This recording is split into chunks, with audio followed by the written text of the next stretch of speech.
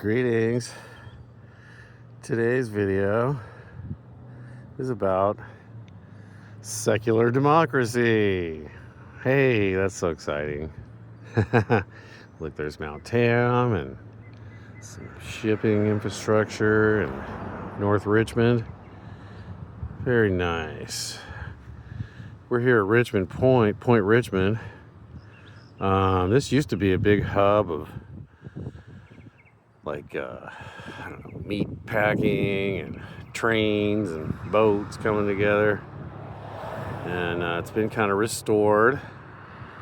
This man named Miller and Knox, they donated money and got into it and fought to restore this place. Now it's part of the East Bay Parks system. It's really nice. Yeah, it's really cool out here. Good times. I parked down there. Yep. Really like it. So, it's crazy. World at war. Defense grifters still in control of everything.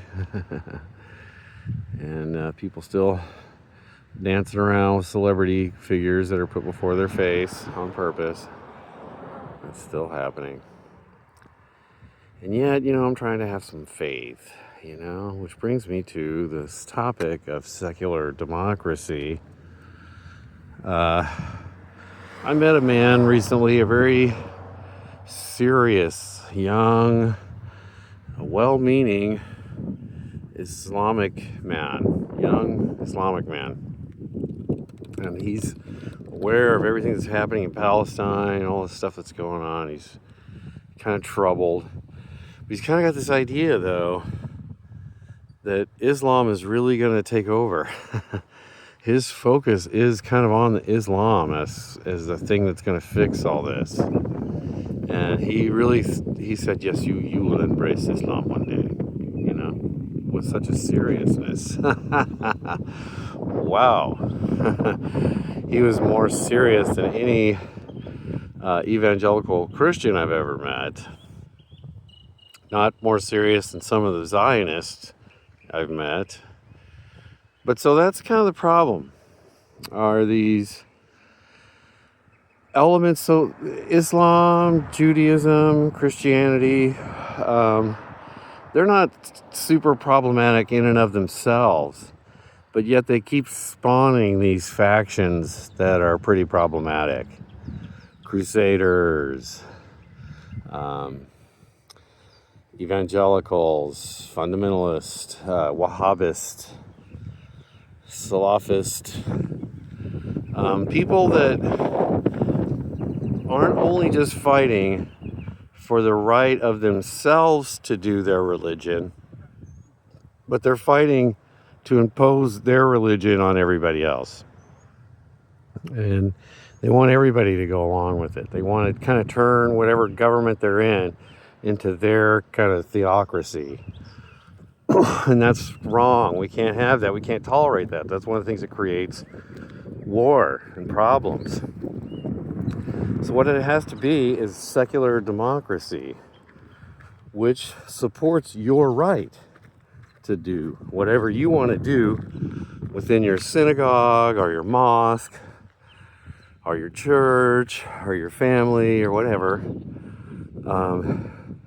Your rights are prime, it's sort of First Amendment type stuff, freedom of religion, freedom from religion.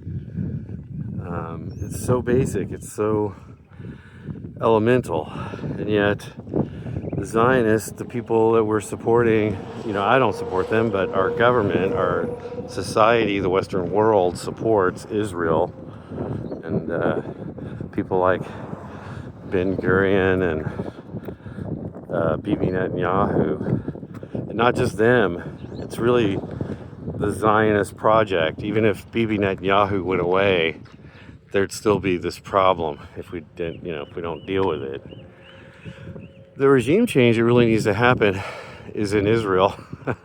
There needs to be a complete purge of the Likud party, and all the elements that think Israel should be turned into a Jewish-only state. All those elements need to be purged, and people that support the right of everyone to worship how they want need to be supported. And unfortunately, we've supported the hardcore right-wing Zionists. And look at what we're getting. We're heading into World War. It's crazy. So we've chosen to support the wrong ones and the wrong idea in Israel. And it's a wrong idea in Saudi Arabia too. It's a wrong idea in Iran. We can't blame Iran for that because we were the ones who displaced their democratically elected leader, Mossadegh, and brought back the Shah, this brutal figure. And that led to a kind of right-wing Islamic revolution. This kind of hardcore Shia element took over. And that was predictable. And we did that. So Iran, much of Iran is former Persia, it's huge. It was very sophisticated, very liberal, very open society, secular, democratic, successful society before Kermit Roosevelt and the CIA and the Dulles brothers and all that, okay? And then, Ayatollahs and mullahs and ayatollahs and stuff after that. They were there before, yes, they were an element. But again, within this structure of the secular democracy, they were free to do what they want, but then they weren't imposing their will on anybody else, see? And that's what has to be. We have to support this idea of secular democracy. You can have it's a republic. It can be decentralized, state, whatever, different ethnicities. Lots of things can happen with these different governments. Parliamentarian, power sharing, proportional representation, or to be sort of a congressional thing like we have, But it's got to be secular democracy, though. It cannot be, we're the Christians and we say no, to whatever. Everyone believe like us, do like us. No, it can't be that way. You can't impose your laws and your rules on us. Live by your rules, live by them. Just live by it. Okay, you don't believe in, you believe in prayer in schools, then go ahead, close your eyes, say a prayer to your God in school. Just do it. You know what I mean? But then don't make it be that everyone has to say school prayer. Because they don't. All right. Have a good one.